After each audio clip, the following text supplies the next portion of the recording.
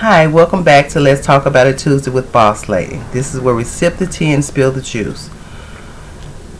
We're still on this topic of the lack of unity in the black community. We'll be on this topic throughout the month of February, so if you or anyone you know would like to come on and share your thoughts, please just contact me through email, text, or just call. The information will be in the description box below. Today we have on here Miss Patricia Lee. Miss Patricia Lee, she's the author of MyTru-Sense, and she's accomplished so many achievements in her life. She is a true woman of essence, and she's on here to share her perspective with us. So without further ado, we're going to introduce Miss Patricia Lee. Hi, Miss Patricia Lee. Hi, Queen Mother. Hi, I was just, would you first of all introduce yourself and tell everybody a little bit about what you do? Okay, I am Patricia Lee. I am the mother of 3, grandmother of 14, great-grandmother of 7. I am also, we'll talk about the husband thing another day. I am also the chairwoman of the Mosa Foundation, which we know Mosa means unity. And I am the chairwoman of the Miles Family Foundation, that is my maternal side of the family. And the Mosa Foundation has been in existence now, be going on 9 years old. And I am also an author. I have 5 published volumes so far that have been released. They are called MyTru-Sense books, volumes 1 through 5. And I also publish for other people. I have published maybe approximately at least about 20 authors, I think. And I also am a caregiver. I work in the home health care field. So if you have any elders and or youth that need some services, we also do that too. Let's see, what else do we do? What else do we do? I think that's about the totality of it. We have a website called mytrusense.com that I would like to invite you to look to view. It's mytrusense.com. MyTru-Sense Memphis, where we interview people in the community, and we also sell our books on that site. Okay. And right now we're going to boost back up our radio broadcast on Sundays on yohits.com. We're going to crank that back up in a minute. So those are just a few of the things that we're doing at this time. Whew, that's a lot. That's amazing as well. Thank you. Yes. So, as you know, we spoke earlier, and I was letting you know that we're still on the topic of the lack of unity in the black community. This is something that actually, it hits home to all of us, you know, and it affects all of us, whether directly or indirectly. So I just want you to give us your perspective on it. Okay, first, Empress, also allow me to say thank you for having me on today. Thank you. It is indeed an honor to be on your program. Thank you. But also concerning my perspective around the quote-unquote lack of unity in the black community, you know, as I first stated that I am the chairwoman of the Mosa Foundation, which is all about unity so far as the family, the nation, and the race. And where I am today, I know this language that we have been taught is a spellbound language, more so this bastard language, English language that we speak. So even with us continuing to say words and sentences and phrases like the lack of unity in our communities, that is what we will have, because we continuously repeat that.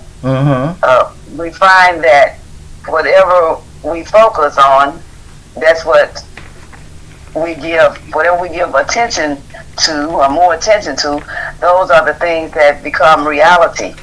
Those are the things that come into fruition.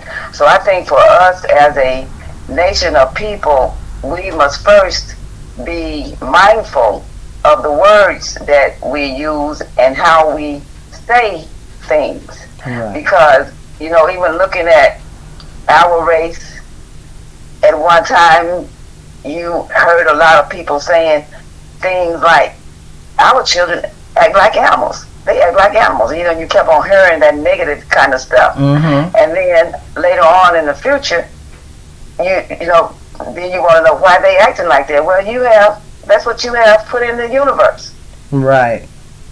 So we have to be careful with the things that we put in the universe. Mm-hmm. And even if we look at the word, what we call the color we call ourselves, black, for instance, mm-hmm. that is saying be lack. B-L-A-C-K. Mm-hmm. B. It's like you're constantly saying yourself you're going to be in lack. And so if you don't want to continue to be in lack, you have to do the opposite, correct? Correct. You have to, the word tells us that we can, and I know we should speak those things that be not as though they were. We are prosperous. We are going to be prosperous. We can't continually dwell on poverty and continually building on a state that we don't want to be in, but we have to look forward to the state that we would like to see ourselves in. And I think the best way for us to get there is by this power that we have in our mouths, this tongue. Mm-hmm. We have to use it to our benefit instead of our demise. And I know that is one way, a great way for us to change the things that we see. And concerning unity, sweetheart, mm-hmm. in my point of view, we have unity. The thing, people unite around whatever they want to unite around, mm-hmm. And they do that. I think the problem and why we use the words like lack of unity is when it comes to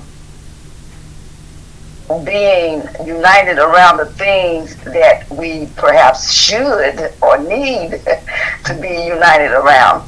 Right. Say, for example, say survival or food. Mm-hmm. Like during this period, a lot of people know that the food that we consume is very important, and so a lot of people are doing their gardens in their yards again, right? Right. And so, say for example, if you're in your community, you're saying and you're trying to tell everybody, come on, let's do a garden. Come on, let's do a garden. I think it's the way too that we have to watch the way that we try to approach things. Because see, like if everybody don't come running, ready to put their hands in the dirt, mm-hmm. then we'll say, we don't have any unity. But I think we need to take things further, because everybody don't want to put their hands in the soil. But those that may not want to put their hands in the soil, that also knows that there is a need, they'll be glad to buy the seed to go in the soil. Mm-hmm. They'll be glad to put their finances in that place of them doing the physical work. So we just have to find those things that are conducive for people to want to participate. Everybody ain't going to want to do what you want them to do, but it is something that can be done. Right. I totally agree with you. I do. I was reminded of the story of the Little Red Hen. I think sometimes, I don't know if you got to read the Little Red Hen growing up or not. It's an old children's book. Mm-hmm. And the Little Red Hen talks about how she wanted to bake some bread. And she asked, I think a dog, a mouse, a cat or something, to help her bake the bread, right? To help her to plow the field, whatever, and to pick it. And all of them were like, oh, no, not me, whatever. So she said, okay, well, I'll do it myself, right? Mm-hmm. But then at the end of the story, when she got ready to eat the bread, you know, and she asked who wants some bread, and I do, you know, everybody want to come in then, right? And so she said, no, I will eat it all by myself. You know, so the story sort of shares with us the moral to sowing and reaping what you sow. When the laziness, you know, the ones that didn't want to do anything, then they didn't get anything, you know. So I think that's a very good book a story to continue to share with our children so that they'll know the importance, most of all, of teamwork. You know, we say teamwork makes the dream work. A team of people doing anything will be more beneficial than one person trying to do everything. Right. That's a good. I'm gonna have to read that. I'm gonna have to share with my grandchildren. Yes. Definitely. I mean, it's many. I also reminded of a story or two. Well, one I shared in our Tru-Sense book about the ant and the grasshopper. And the ant, you know, was a very hard worker. Well, the ant is a very hard worker, right? Right. And so the grasshopper, you know, he just wanted to hop and play and run and play and party, you know. And reading that story reminded me so much of our race, because a lot of people, as you may hear some say, especially our next, one of our candidates for upcoming president, Dr. Cornelia Atwater, she always says, we play too much and stay too long, you know. And so we have sort of adopted that grasshopper mentality. We want to have fun. You know, I'm not saying anything wrong with having fun, but we got to put some work into it. Right. We've been dependent, I think, for too long. We need to do the things for ourselves that we know need to be done, rather than depending upon other people to do them for us. I don't know who did that, who was the quote, somewhere in the Nation of Islam, or somebody said that if a man don't treat you right, how do you expect for him to teach you right? So, you know, when we know that we've gotten a lot of programming and social engineering and bamboozling and hoodwinking and who knows what else throughout our years of evolving here in this states of America. So we have a lot of work that can, needs, and should be done. Yes. And we can do it. Yes. And we can do it, and the time is it's urgent. And it has been urgent, still urgent, that we come together and do the work.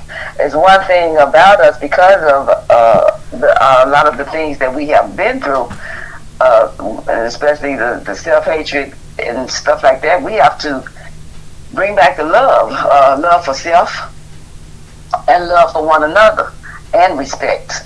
We can't leave out the respect either. We have to, you know, instill those things in our children, that, you know, what I want for myself, I want for my sister and brother too.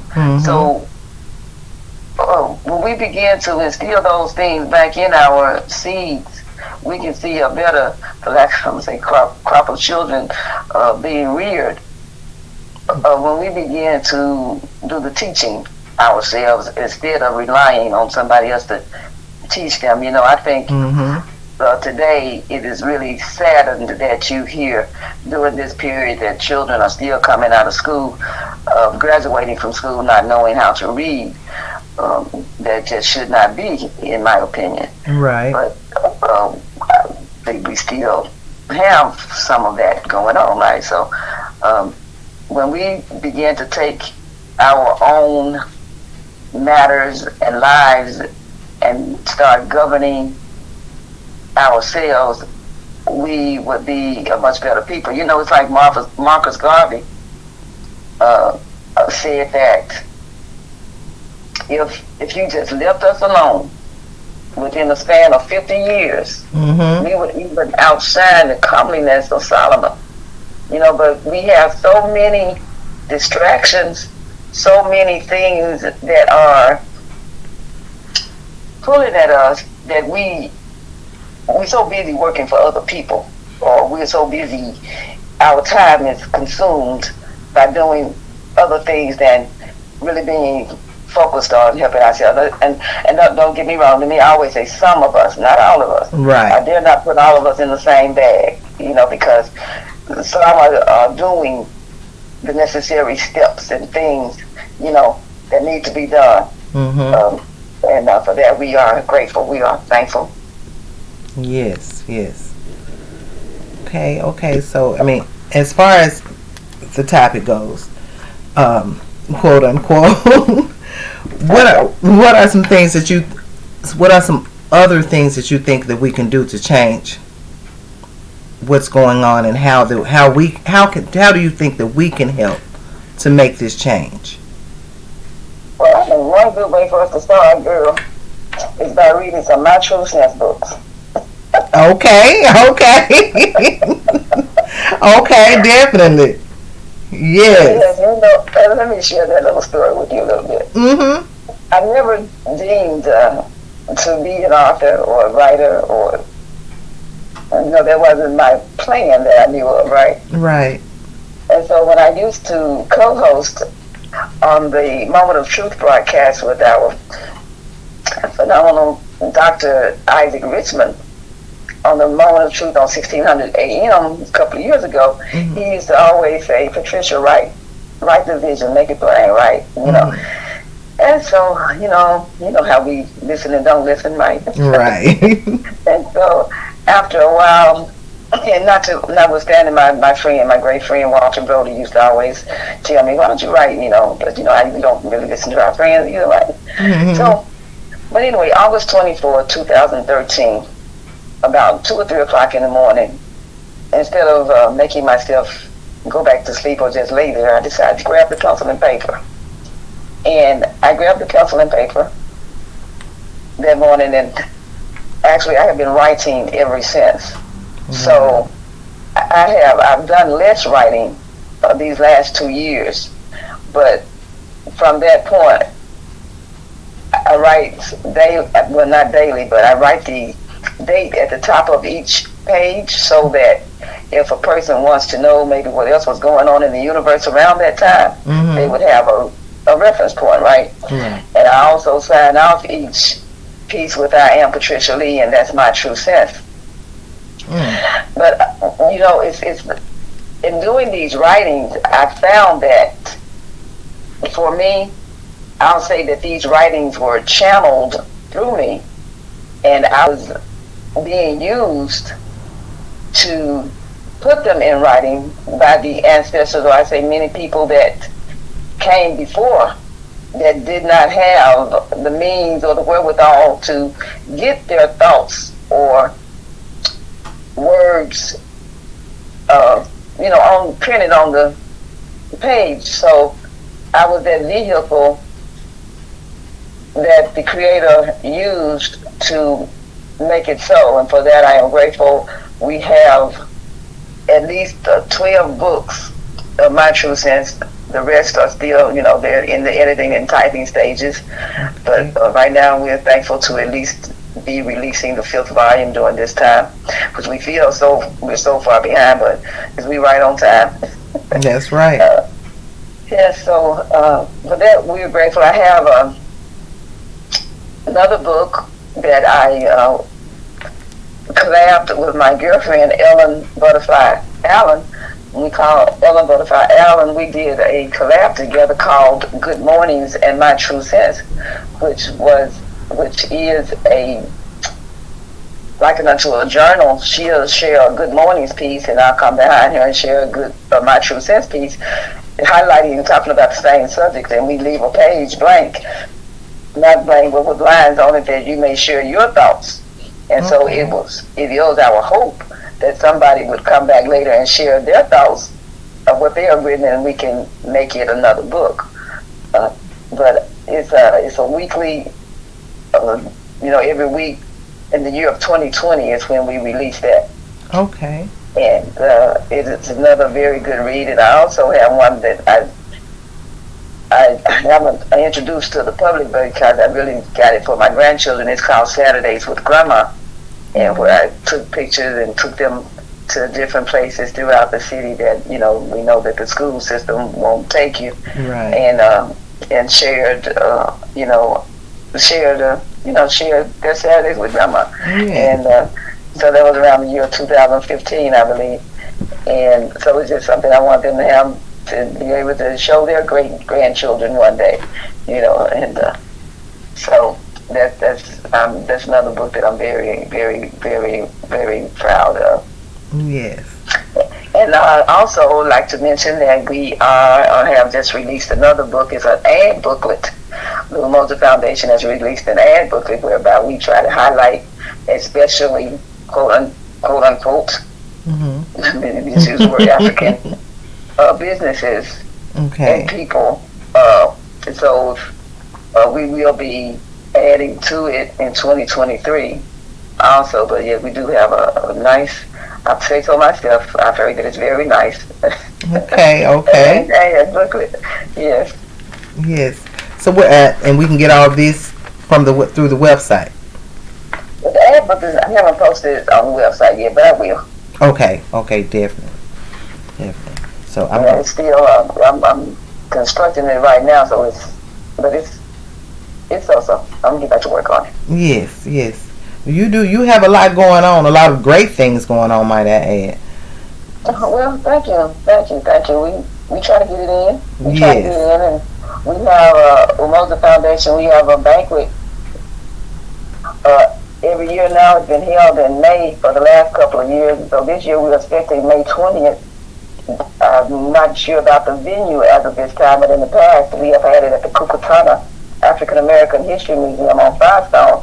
And so I'd like to encourage you, if you have not visited the Kukutana at 1036 Firestone right here in New Chicago, in our very own Memphis, Tennessee, please set up a tour this year or something to visit the museum, because it is definitely a jewel right here in our own backyard that we should know about. Yes. I have never heard of it. I'm glad. Thank you so much for letting me know this and letting everybody know this, because a lot of people don't know.